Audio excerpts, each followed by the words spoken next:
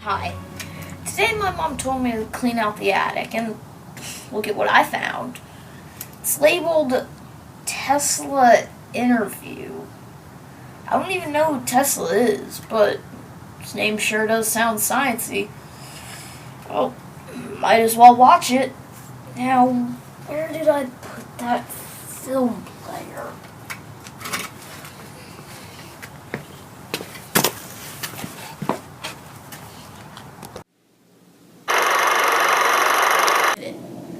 Thank you for agreeing to this interview, Mr. Tesla. The public is very interested in your work. Can you tell our audience a little about your childhood, your family? I was born on July 9th at midnight in 1856. My father, Milutin Tesla, was a priest. He wanted me to follow in his footsteps, but I was more interested in science. My mother, Juka Mandik, was an inventor at heart. She created small household devices throughout my childhood and inspired my creativity. When I was 17, I got very sick with cholera. My father promised me that if I recovered, he would let me study science. So, when I was healthy again, I went to Austria and Prague to learn all I could about engineering. I've always been fascinated by electricity. Oh yes, math and science always came easily to me. I saw ideas and answers very clearly in my mind. My teachers frequently thought that I was cheating. I was inspired by things that I observed around me. When I was little, I once saw an engraving of Niagara Falls. I immediately envisioned a huge wheel being turned by the massive falls. I told my uncle that I was destined one day to harness the power of Niagara. I knew it in my soul. Another afternoon when I was living in Budapest, I was inspired by a line of poetry in the setting sun. I immediately stopped to draw a sketch in the dirt. It was my answer to direct current and showed the world a whole new way of generating and harnessing electrical power. I knew I had to go to America to share my ideas with the one man I believed could help me build these dreams. Was Thomas Edison everything you hoped he would be? No, sadly he didn't live up to my high expectations. When I had first started working for him, he promised me $50,000 if I could perfect his direct current generator. When I had made some major improvements to it and had perfected it to a T, he simply said, "Mr. Tesla, you do not understand our American humor." I was so disappointed that I didn't get anything for my extensive work. From that day on, Edison became my biggest competitor. People called it the War of the Currents. After all that mess with Edison, your AC generators were well received, right? The Chicago World's Fair is a good example. Tell us about that experience. Yes, they were very popular among the people. So popular, in fact, that I landed the World's Fair job over Edison. I got this major job by partnering with a wealthy businessman named George Westinghouse.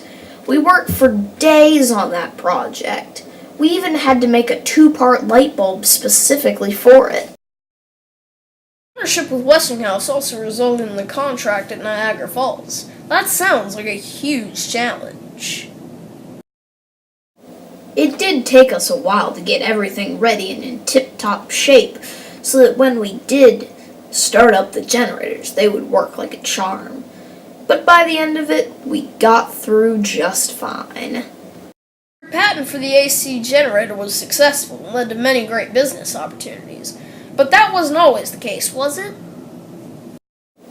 You are correct. After I had researched and patented my design for the radio, a man named Marconi tried to patent his design. If you ask me, his was just a little too similar to mine. Suggesting Marconi stole your ideas for the radio? Indeed, and he got away with it too.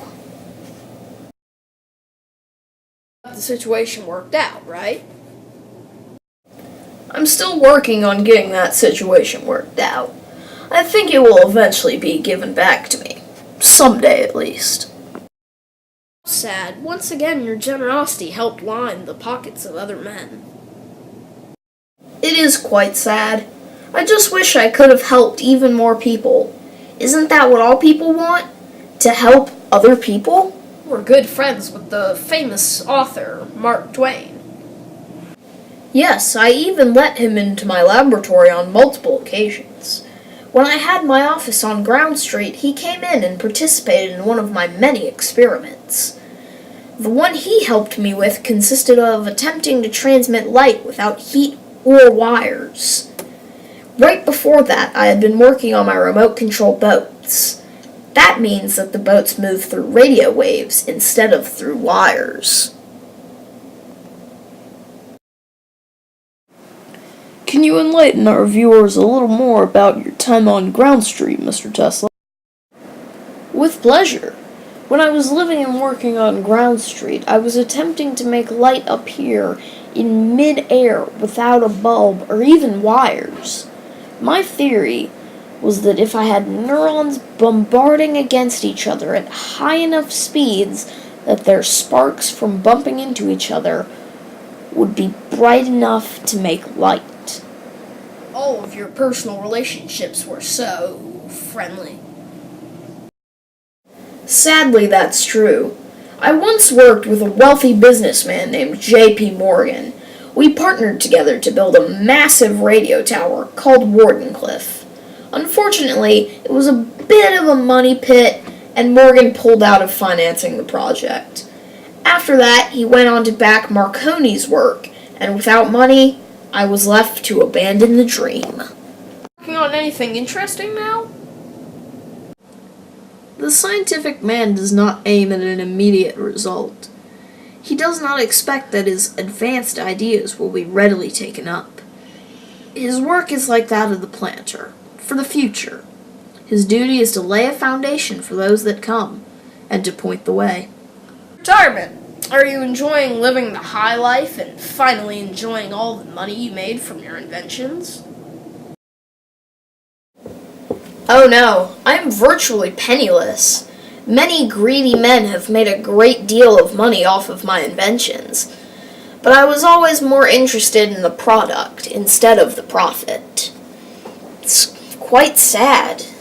I'm currently living off the generosity of others, although I do still get to spend time with my beloved pigeons, so it's all okay. Pigeons? Really? Yes, my loves. Oh, well then, okay then.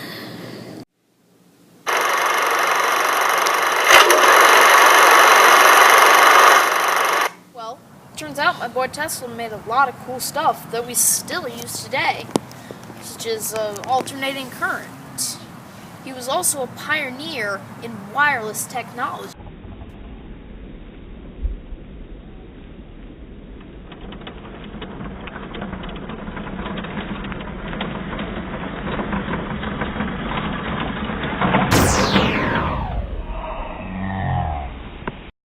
Where you're driving that thing. And finally, he single-handedly created a whole new kind of radio.